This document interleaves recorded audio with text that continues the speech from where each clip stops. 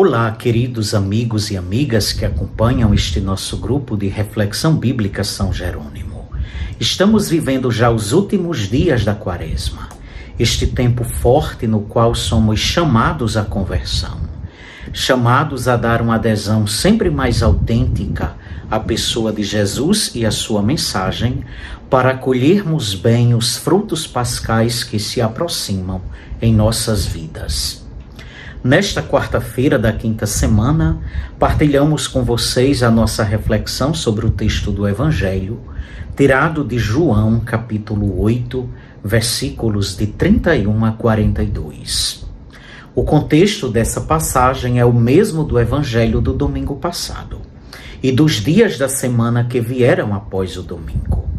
De fato, durante todos esses dias, desde o domingo, estamos lendo o capítulo 8 do Evangelho de João. Na ocasião, conforme a dinâmica narrativa do respectivo Evangelho, Jesus se encontrava em Jerusalém, participando de uma das grandes festas religiosas de Israel, a Festa das Tendas. Como sempre, estando em Jerusalém, ele ensina, ao mesmo tempo em que é confrontado por diversos segmentos religiosos que contestavam seus ensinamentos, uns com maior intensidade do que os outros. O cenário da cena continua sendo o Templo de Jerusalém.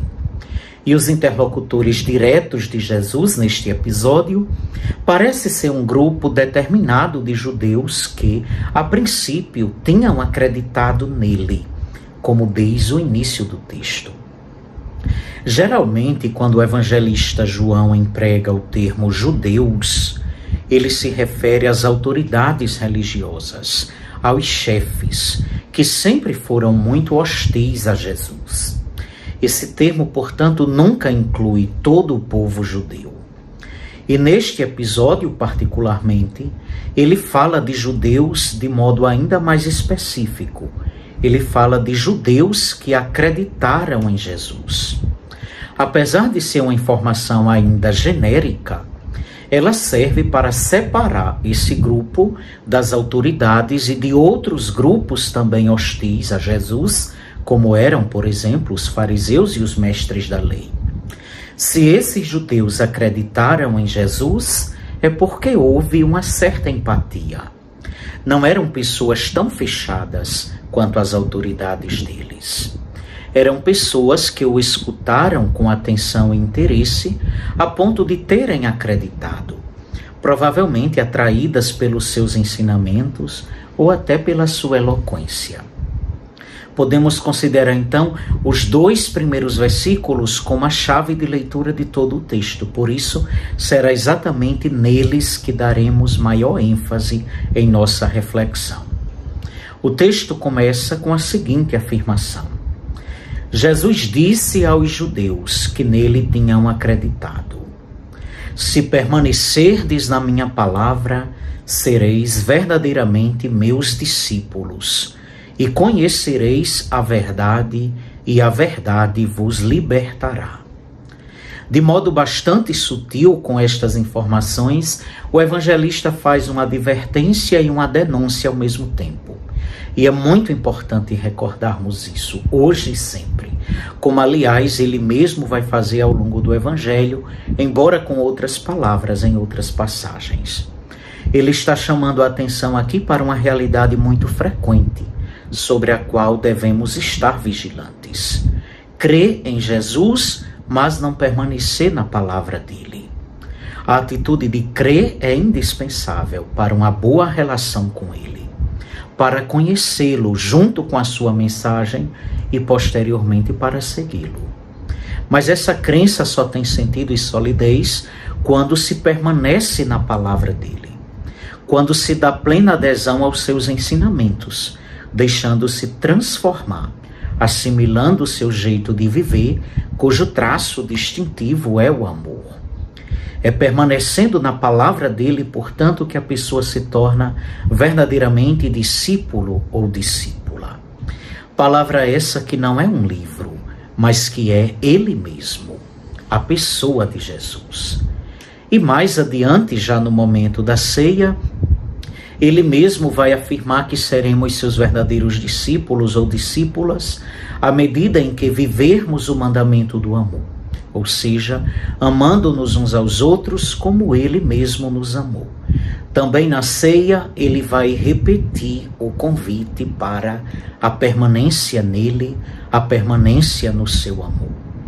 E é isso que torna de fato o ser humano realmente livre, conhecedor da verdade, e a verdade, como sabemos, liberta.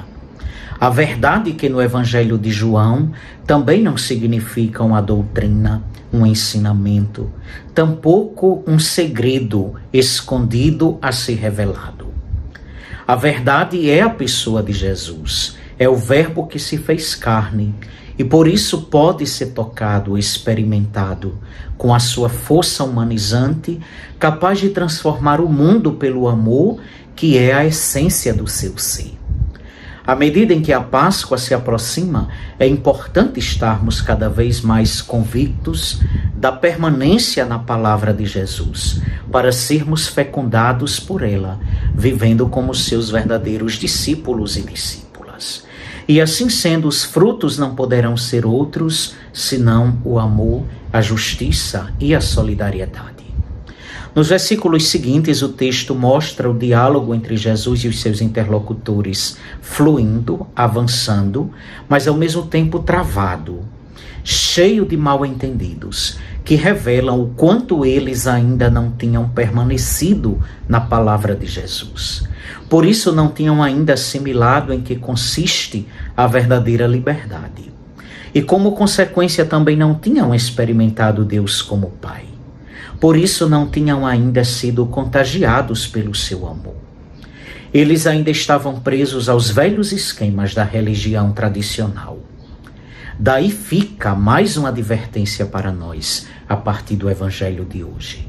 Pois também entre nós, cristãos de hoje, há muitos apegos a tradições obsoletas que nos impedem de experimentar os dons que a permanência na palavra de Jesus nos proporciona.